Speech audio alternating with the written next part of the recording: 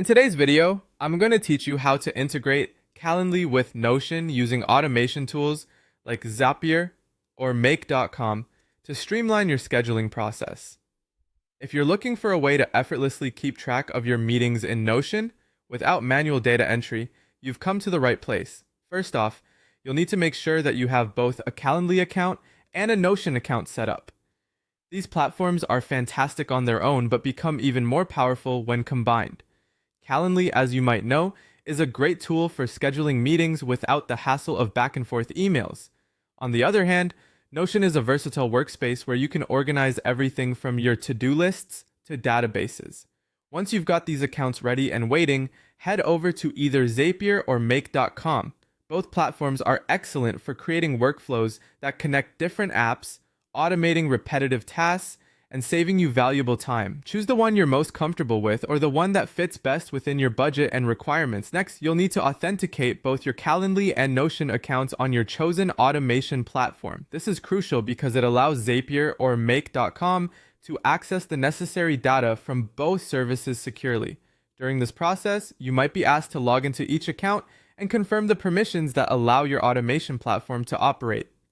Take a moment during this step to ensure that only the necessary permissions are granted, which can help safeguard your sensitive data. With both accounts authenticated, it's time to set up what's known as a trigger.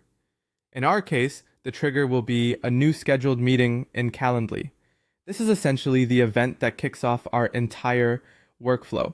Each time a new meeting is scheduled through Calendly, this trigger will initiate the creation of a corresponding entry in your Notion database, so you'll never miss an important appointment.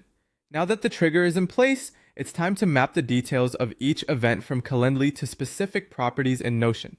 This means you'll be deciding which pieces of information should be transferred over, such as the date, time, and invitee details. Carefully map each piece of data to its corresponding field in Notion.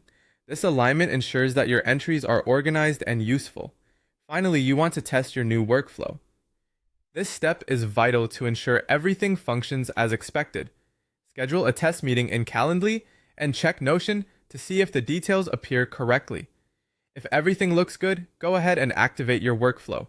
With this integration activated, you'll enjoy seamless schedule tracking, making your workday just a bit easier. And that's all there is to it. By connecting Calendly and Notion, you've automated part of your workflow and removed any potential human error involved in transferring data. Thanks for watching and happy scheduling.